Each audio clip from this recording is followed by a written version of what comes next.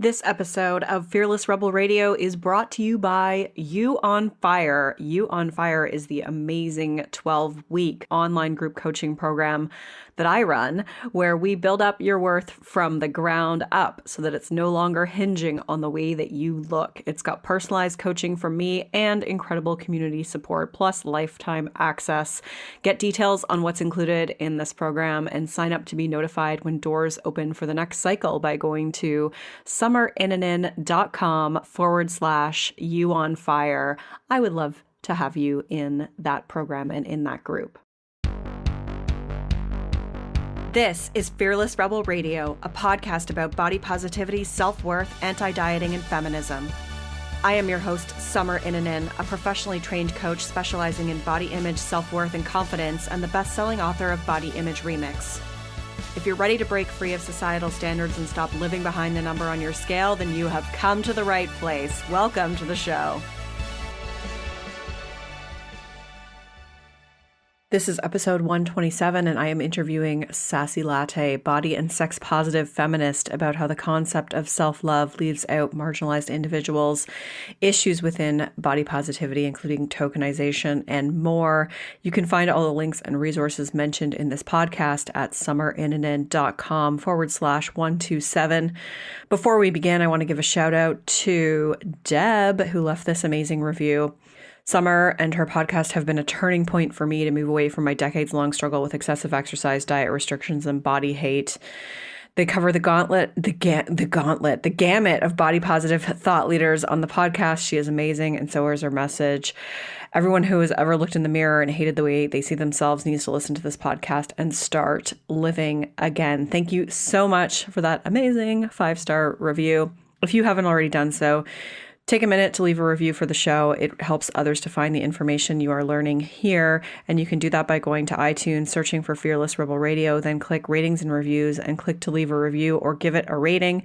And if you haven't already done so, please take a second to subscribe to the show via iTunes or whatever platform you use. Lastly, don't forget you can grab the free 10-day body confidence makeover at summerinanen.com/freebies with 10 steps to take right now to feel better in your body. Or you can just go to thebodyimagecoach.com and find everything there.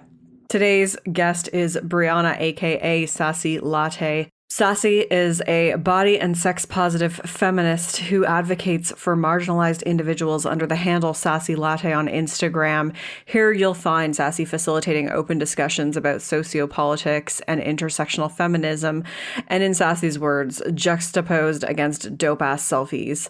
I have been an avid follower of Sassy's Instagram account for a long time and have learned a tremendous amount of information from reading everything that goes on over there, and I am thrilled to have this interview go live and to have you listen to it. Check it out. Sassy, welcome to the show. Hey, thanks for having me. Appreciate it. Thank you for coming on the show. As I said, I was a little bit nervous, but I know it's going to be a good discussion. And I'm really, really thrilled that you're here. Thanks. I'm excited too. I think this is going to be I think the questions and topics that we'll be discussing are really important topics to discuss. So I'm thrilled about that. Yeah. Obviously, I have a lot of opinions on them. So that's why you're here. That's why I reached out. So I would love you to start just by telling our listeners a little bit more about how Sassy Latte came to be, like why you started the Instagram account and how that came into fruition. That's really interesting. I actually just started just because I had a blog that didn't have any direction whatsoever. And my account initially was just to drive traffic to my blog that was pretty much pointless. And people started telling me as I was going out that they liked my clothes. And they wanted to know more about like where I was getting my clothes or who was doing my makeup or how I was doing my makeup. And at the time, I hadn't posted any sort of full body pictures. Just looking at my body made me feel really uncomfortable. And so I was like, well, if I'm going to start doing more style blogging, I have to get more comfortable with my body. And that involves seeing my body. And so I kind of just shifted my focus on Instagram to kind of unpacking my insecurities with my body and also recognizing how political my body inherently is, and trying to discuss some of those topics, like those political things that really tie into, my identity development and my body image. And so things kind of just went from there basically and blossomed into a very political space. I am very, very political. I've just never fused politics with identity development and reconciling my body image the way that I do now. Yeah. So I would love for you to talk a little bit more about that, like how you came to kind of fuse those two together, or how one supported the other. Well, I mean, I think that a lot of discussions surrounding body image are really tied to beauty. I think like a lot of thin white women are always being questioned as the authority on body image, because those conversations take place in those ways. We leave out things about what it means to be fat and how the world responds to fat bodies and what that does to our body image, and how that shifts us from not wanting to necessarily feel beautiful, but also wanting to feel safe and accepted and have access to rights and resources. And because those conversations are so whitewashed, I think people think that Black is beautiful means that Black people just want to feel pretty, but our beauty is also tied to wanting to be feeling as valuable citizens in our society, worthy of safety, worthy of being seen as something beyond criminalized animals. And so it was just really hard for me to talk about how I feel about my body or my identity development without also talking about the politics behind those things and how those politics influence the ways that I feel about my body. Yeah. Yeah. And I think it's critical, because you can't unpack those feelings unless you look at it from that political perspective. It is imperative, I think, in order to work through those thoughts, because otherwise there's just so much self-blame.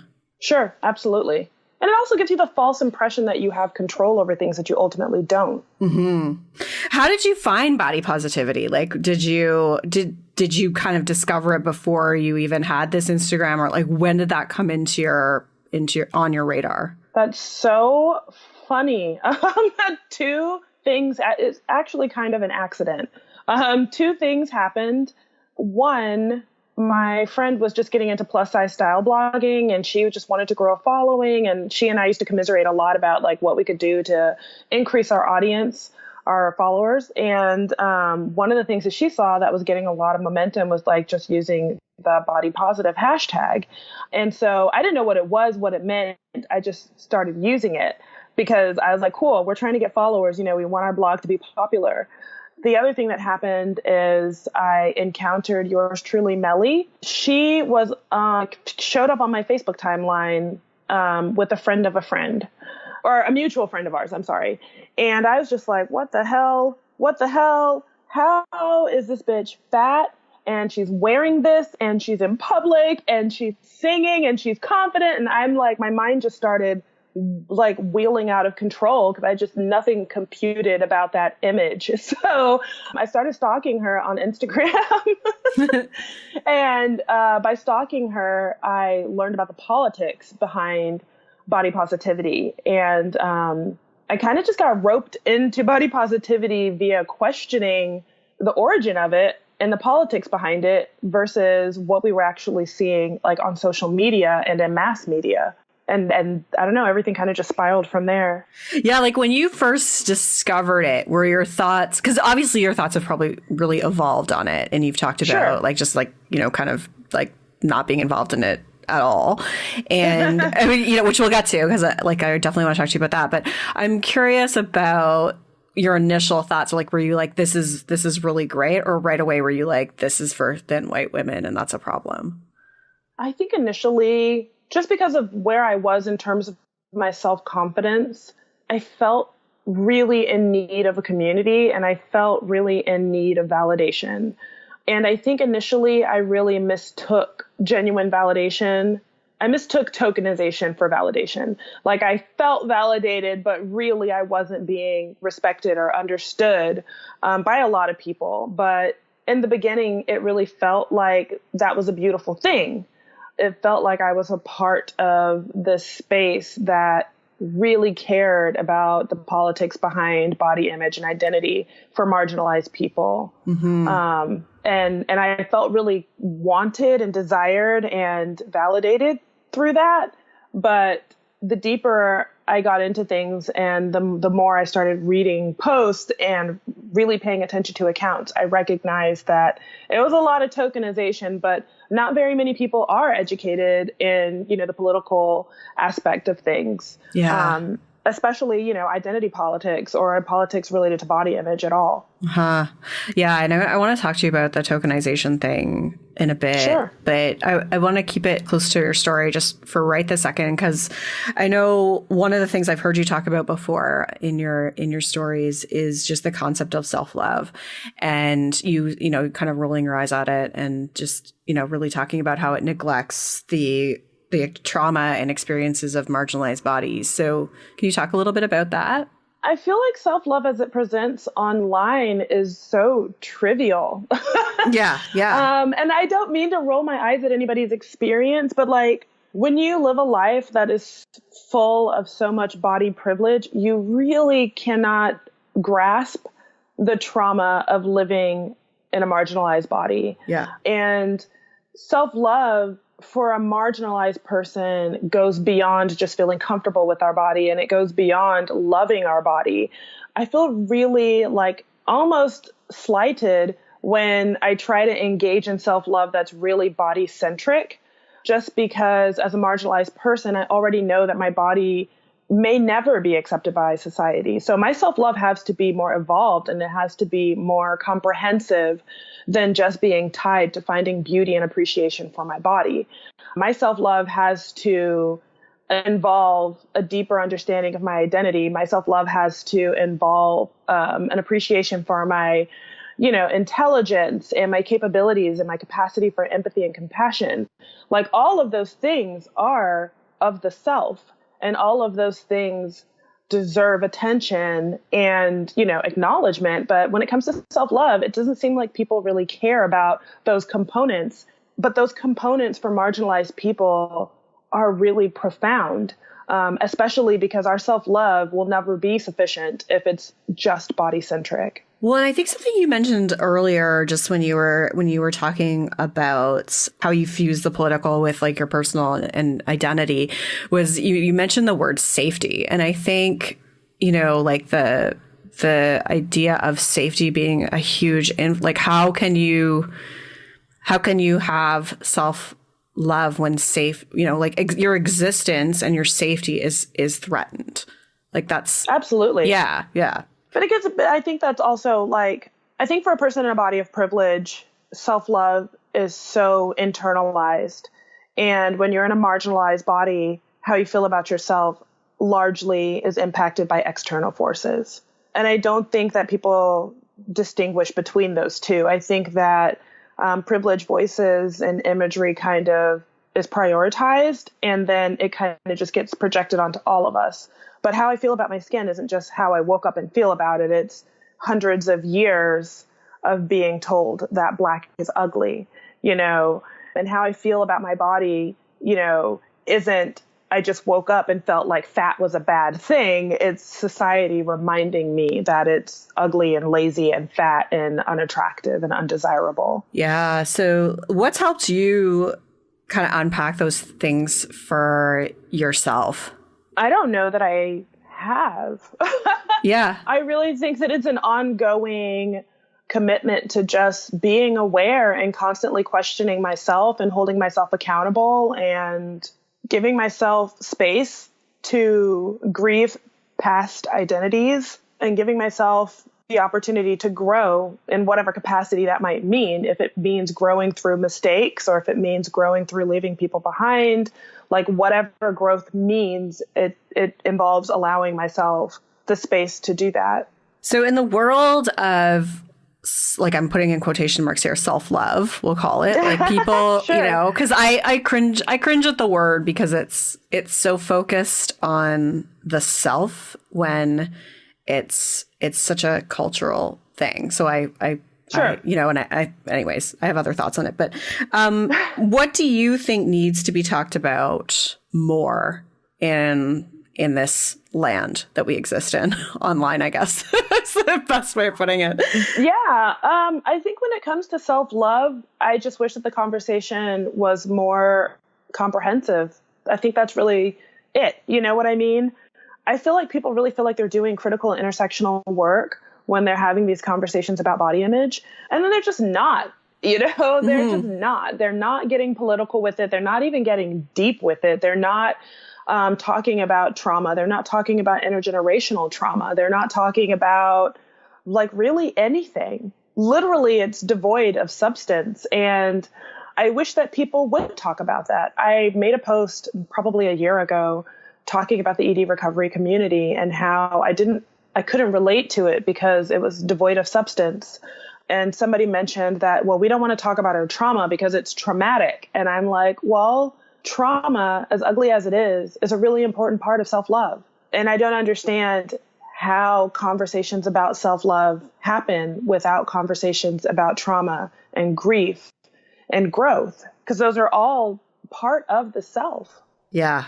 Yeah. And I think some people would say, well, if I came out of the gate like talking about that, then I would push people away because there has to be some kind of ladder to get like almost like this, you know what I mean? Sure. Like the super, like what I call like, okay, so what I refer to as like Amy Schumer body positivity, which, like it's just, or like maybe you're like Bopo Barb, right? Like that's what you call sure. it. Like that like draws, like that'll draw. And I suppose this is like totally coming from like a white person perspective, but like it will draw in people.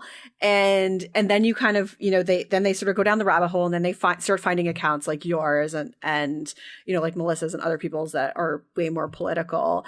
And at that point, like they're more open to it. But so I'm curious to know, like, is there any kind of value in that from your perspective?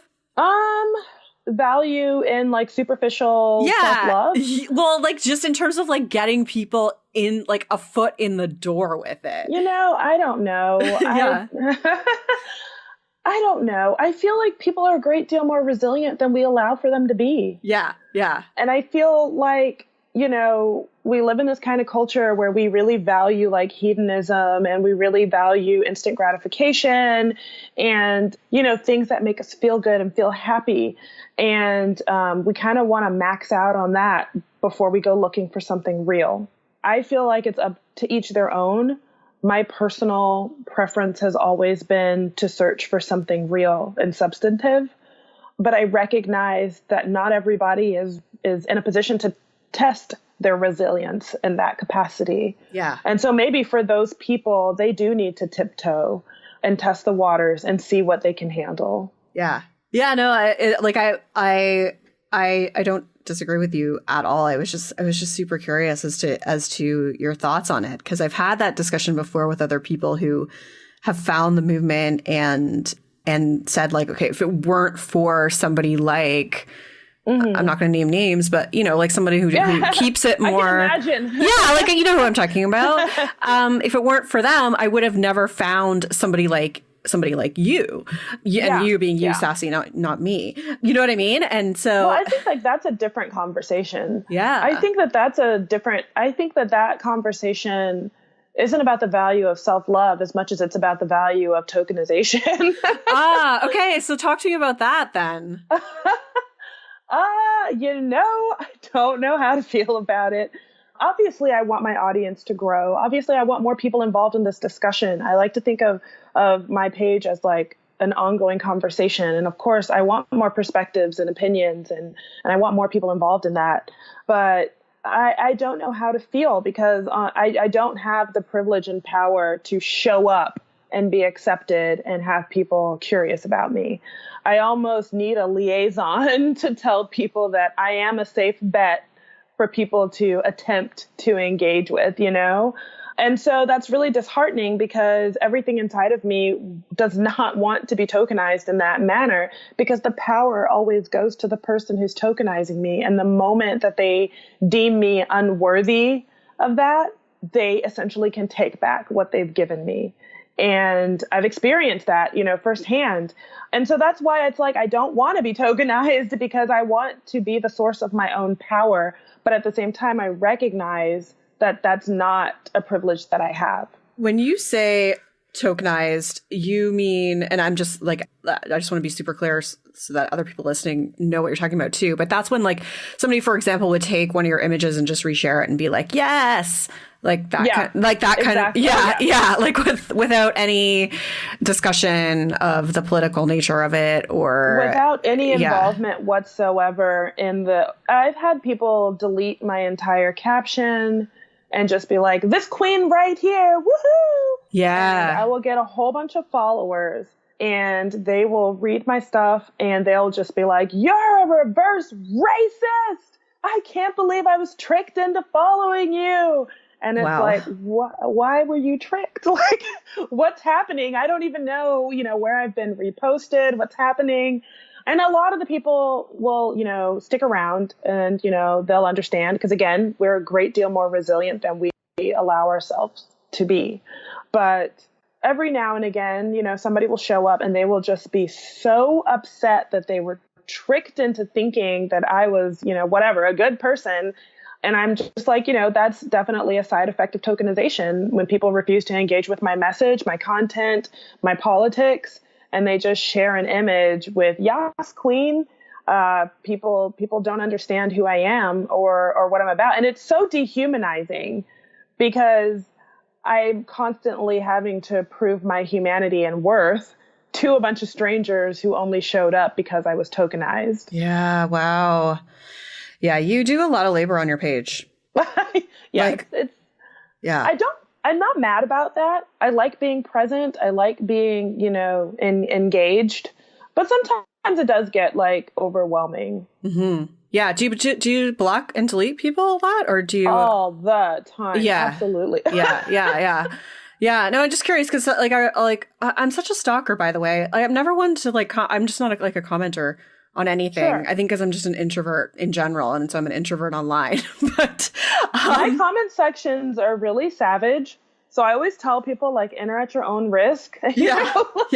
No, but I learn. I just listen. I read, and I'm like, oh wow, okay. But I see you engage. I see you putting a lot into trying to educate people, and so yeah, I was just curious as to at what point are you just okay, forget, no, forget this, get off my page. I don't have time for you. Honestly, I don't really, it takes a lot. The things that I delete immediately are people who just show up trying to derail the conversation.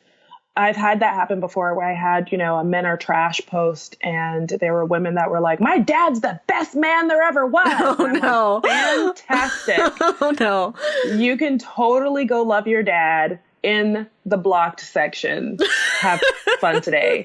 That conversation is just not necessary here. I also will go ahead and block people who say triggering things. People will show up and be like, well, I guess I'm just going to go kill myself and all white women. And I'm like, fantastic. I'm just going to go ahead and delete and move on with my life now. Yeah. But, and then I delete people who will show up, with hate speech. And a lot of people do. A lot of people will be like, why can't I say faggot on your page? And I'm like, geez. Really? Yeah. Really? I would totally explain that to you, but I'm too busy blocking you right now. Yeah. So those are pretty much the only things that I will block. Mm-hmm. Other than that, if people disagree with me, it's fine. We'll engage in discussion. If I disengage, then I just do, but I don't delete the person. Yeah. That's about it. I mean, it has to be somebody really causing some element of harm. And I personally don't feel like disagreeing with me or others is harmful. Okay. Yeah. I give you a lot of props for handling it that way, because I think a lot of people learn from just reading through the stuff. This episode of Fearless Rebel Radio is brought to you by Tomboy X. I love that Tomboy X makes kick-ass gender-neutral underwear for all people and all bodies, all sizes, and all skin tones. Tomboy X makes amazing underwear for people whose opinions are anything but. My personal favorite product is the bralette, because they are the best ones that I've worn. They are extremely comfortable, soft, and look super cute when you have them on. For the first time, I found underwear that doesn't just fit me, it gets me and feels so good on my body. It's time to stop wearing underwear that doesn't make you feel confident. No more underwear with more frills than function. No more underwear your mom got you to fem you up. Get underwear that's made to fit you and how you see yourself. They have bikinis, briefs, boxer briefs, trunks, and boy shorts, soft bras, racerback bras in everyday basic colors, fun seasonal prints, and brilliant colors. All options come in extra small to 4X. Regardless of where you fall on the size or gender spectrum, Tomboy X offers amazing underwear that any body feels comfortable in. Go to tomboyx.com/fearless and check out their special bundles and pack pricing. And Fearless listeners get an extra 15% off with code FEARLESS. Again, enter code FEARLESS for an extra 15% off. Ditch whatever you've been wearing for a pair of Tomboy X underwear. Go to tomboyx.com/fearless. So I want to talk to you about privilege and the way marginalized bodies are policed and discredited, especially within the body positive movement. So what are some of the problems that you see with that? Oh my gosh. I don't even know where to start. It's overwhelming. It is really overwhelming. I just feel that visibility is so hard to really achieve if you're in a visibly marginalized body within the movement, which is unfortunate because the movement was to lend visibility to marginalized bodies. Yeah. So I think that that's really, really difficult. And in the event that you do gain any momentum or any visibility, it's an uphill battle. I've literally said things about thin white women and the ways in which they run their pages that are directly harmful, not only to the community as a whole, but specifically to fat people. And I've asked thin white women to say the same thing, essentially verbatim, and they were listened to. Yeah. And they were given high fives, and their images and their messages were shared with abundance. And it's happening while simultaneously I am getting like shit on for having the audacity to string the words thin, white, and woman together. Yeah. So it happens all the time. And it's pretty like, I don't know how to navigate it, but there are definitely a different set of rules for people in marginalized bodies. Mm-hmm. Yeah. And it sounds like your message gets co-opted and absolutely and interpreted or perceived or received, I guess is the word I'm looking for, in a totally different way is what you're saying.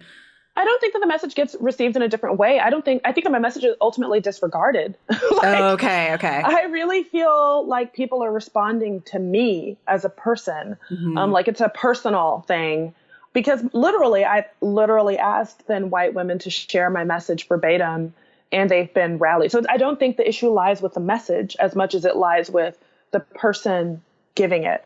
Okay. Yeah. And so, I mean, what other issues do you see with white women and activists in body positive spaces? It's really fascinating. I just had a conversation with this recently. Some big thing happened the other day where a lot of people were involved. But in the comments section, one of my followers was told that they shouldn't have anything to say about BOPO because they're thin. And this follower of mine is a Black woman. And she was just like, I'm Black and therefore still visibly marginalized. Like my body is marginalized, regardless of the fact that I'm thin. And she was told that she could go find like Black girl magic groups or Black groups, and she didn't need to be a part of body positivity. Okay. Yeah. But I see a lot of that happening. I see a lot of people saying things that are very trans exclusive and very racist. And I see these things happening even from fat white women, because if you removed all of the thin white women from body positivity, like if they just disappeared overnight, what will we have left in terms of visibility and, audiences, people with large audiences? It would be a lot of fat women, a lot of fat white women who don't talk about race, who don't talk about gender identity. Even queer white women in BOPO spaces don't talk about gender identity. And so there's still so many of us that just fall through the cracks. And the largest populations that I personally have recognized that fall through the cracks happen to be people of color and the trans community. Yeah. And I think that it's unfortunate. And then there's also been a few times where there's been a lot of like major calls to actions to call out accounts for racism or transphobia. And it's always been radio silence. And it's such a heartbreaking thing for me to have to swallow that pill, that I'm part of a community that, you know, if it's not a fat issue, then it's not an issue. And that people don't recognize that, like, I have an intersectional identity, that I'm not only fat, but I also experience fat phobia and racism simultaneously. So it's just really difficult to hold on to the expectation that people will take an intersectional approach to body positivity. And I don't think that even fat white women recognize how much privilege they have just in being white. Mm-hmm. Yeah. And so like when you think about, I know when we first started chatting, I asked you about how you discovered body positivity. And like when you look at, like when you kind of reflect on that and then you look at it now, like, do you feel like it's getting worse or better? I've been very disengaged.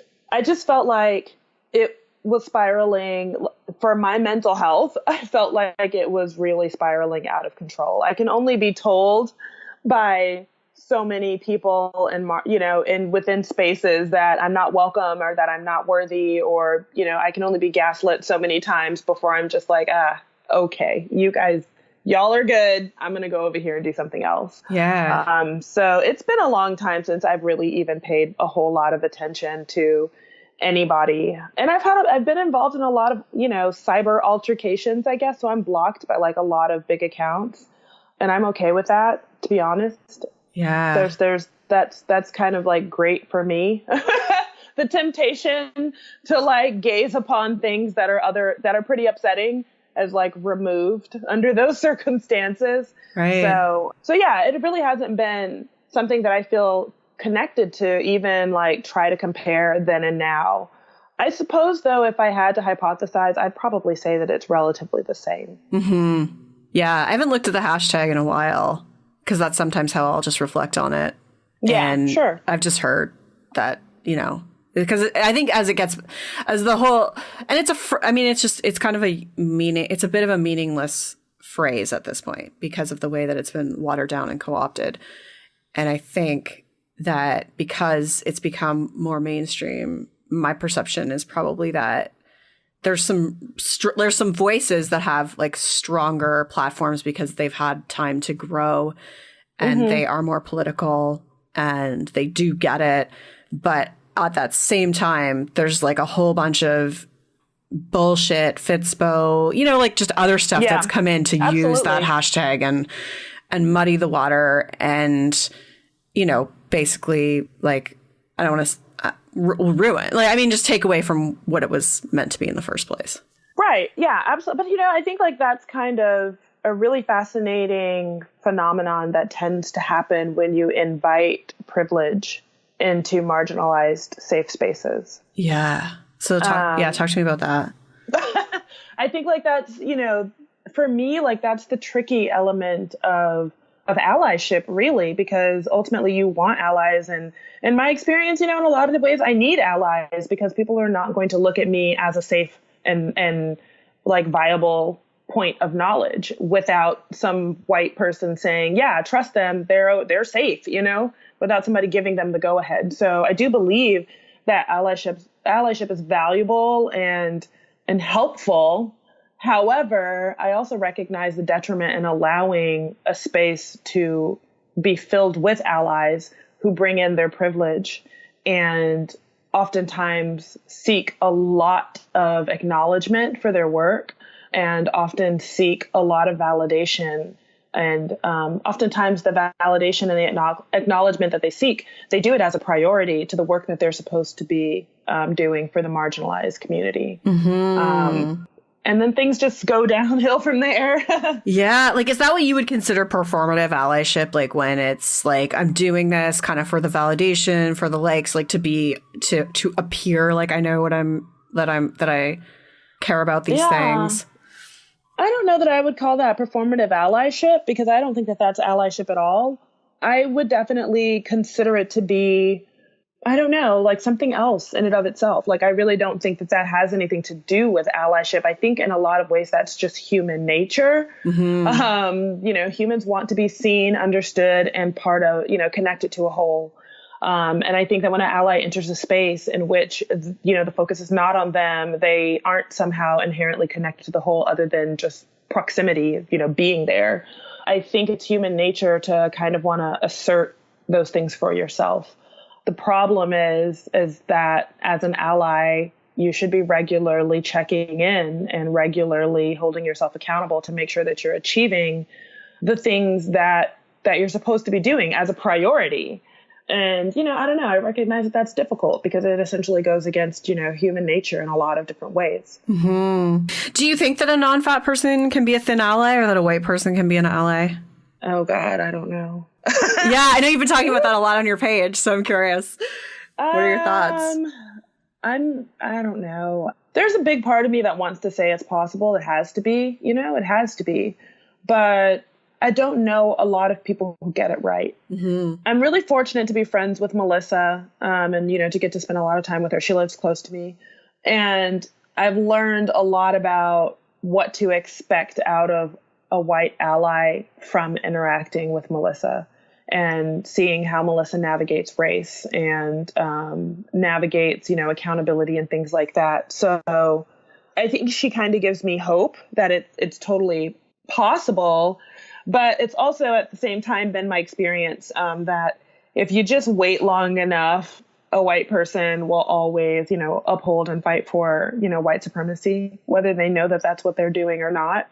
And, a thin person will always, uphold, thin privilege, whether they recognize that that's what they're doing or not. Yeah, like you've talked about the use of the word privilege too, or like stating like the way that term is used as a way. How can I word this? Do you know what I'm talking about? Like, when people post stuff and they say, I recognize I have privilege, like, and how that in and of itself is problematic. Yeah, it is. I think when I first, I very distinctly remember one of my first Insta stories when I first started doing them, when Instagram first cut them on. One of my first Insta stories was talking about the value in acknowledging your privilege. And that just became such a performative thing that people were doing. Like, I acknowledge that I'm thin and now let me go be problematic, is what started happening. I distinctly remember somebody creating this video about body hair, and they're just like, I recognize that I'm thin and I'm white and I've got this and I'm upper middle class and blah. And so this person acknowledges their privilege essentially. And then they say something, and that was the breaking point for me, that I recognized that it wasn't enough. So this person is, listing their privilege, and they're just like, I acknowledge all of that. And I know that I have the privilege to make this video, that people are going to listen to me and they're going to respect me for what I have to say and my body. And there are so many women of color, trans women, disabled women who are not going to get this opportunity. And then they proceeded to take up space. And I was just like, well, what was the point in acknowledging the privilege that you have?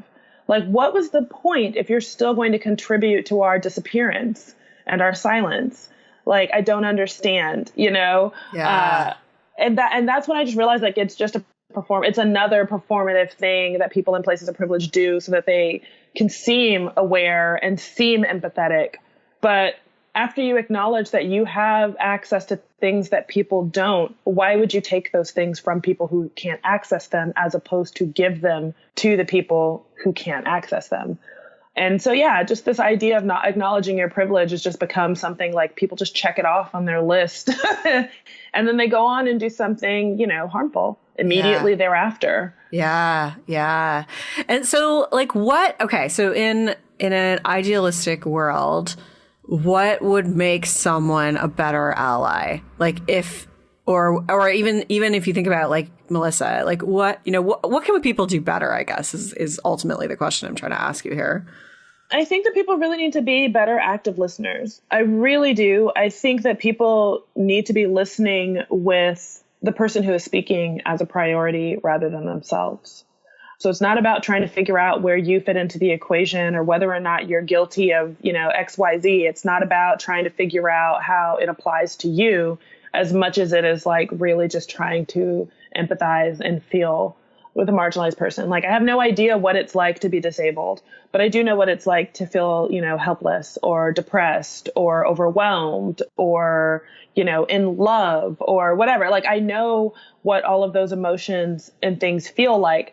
And so when I listen to people trying to be like a good ally to the disabled community, I can disconnect myself from what they're saying and really just empathize with, their feelings or their needs. And sometimes I don't have all the answers. Sometimes all I have is a listening ear and a closed mouth, just allowing them to have space and to have whatever visibility they might need in the moment. And I might not like everything that I hear, and it's okay because it doesn't have to necessarily be about me specifically.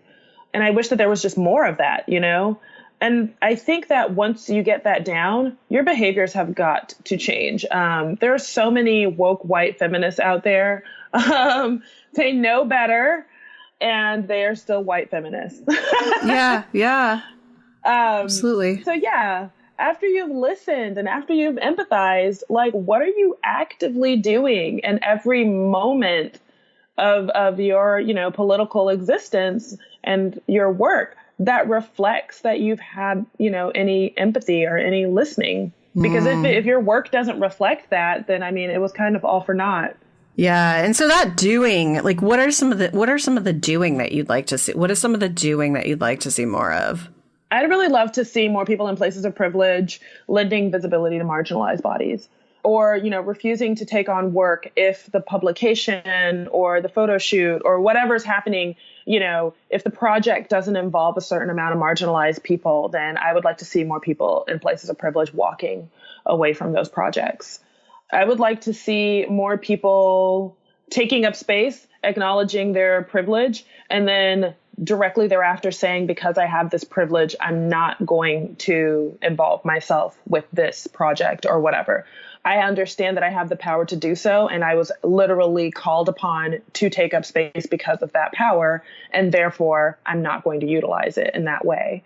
I would love to, I just feel like those types of things would be super impactful because it challenges society then to turn an eye to marginalized communities. Yeah. Yeah, that's really good feedback. Well, I mean, like I said too before we started recording, I learned so much from you, and I really appreciate the energy and the effort that you put into everything that you share. I think you're really smart. You've helped me just think and listen and become a lot more critical of everything, and I really appreciate that. Thank you. Thank you so much. I'm grateful that, it's always like a good thing to hear that people are like understanding the message. I think so much gets lost when people become defensive. So it's really cool when people are like, when they get it, Mm-hmm. Maybe it's because I'm Canadian and I'm used to being passive.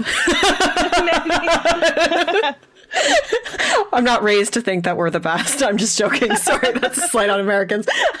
I love my Americans.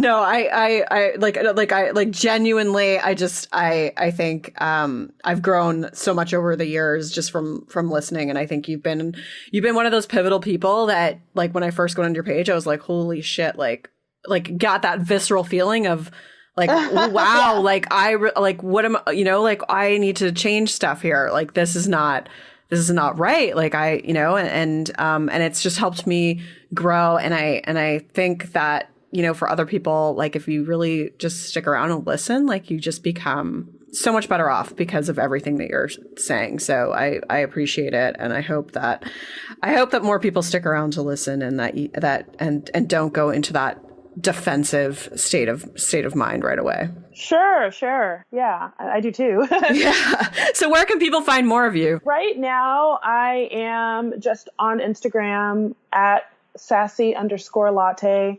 I do have a Patreon where I upload a lot more in depth and a lot more like video content and things like that. My Patreon is patreon.com/SassyLatte. There is some free content that's up for people, and the bulk of my content is just $1. Awesome. A month. Sorry, just a month. Not per thing. For the month, you get access to a year's worth of content. Yeah, and I think supporting people like you is a good way to contribute like to give back too. Like just, Right. you know, like it's like you put so much more in it's worth so much more than $1 a month. And that's like your free content. You know what I mean? Yeah. Like really. Well, you know, I really feel like people underestimate the value of financially backing people of color, marginalized people in general. I think that it's so interesting that people don't recognize. So I have a friend who makes a lot of money off of, you know, educating people about intersectional feminism, but all of the work and the education that they have comes from Black femmes who are not getting paid the way that my friend is. And I think like that's really profound. I'm not saying that I don't want my friend to get paid for their effort and their work. I do. However, imagine what the world would look like if all of the Black femmes that are always on the front lines to revolution were getting paid the way that they should be. Yeah. Yeah. It's important. Contribute. That's all I can say there. Thank you so much for being here today. This is great. I don't feel as nervous now. No, it was a great conversation. I'm so grateful to be able to like have it to talk to people. Right on. Thank you so much for being here. Rock on. I thoroughly enjoyed that interview. I could have gone on forever talking about so many different things and learning from Sassy. I hope you did too. And I hope you will follow Sassy Latte on Instagram and listen and learn just as I have, and continue to do better collectively, because I think we all can. All right. Thank you so much for listening to this episode. I will talk to you soon. Rock on. I'm Summer Inanen, and I want to thank you for listening today. You can follow me on Instagram, Facebook, and Twitter at Summer Inanen. If you haven't yet, go to Apple Podcasts and subscribe, rate, and review this show. I would be so grateful. Until next time, rock on.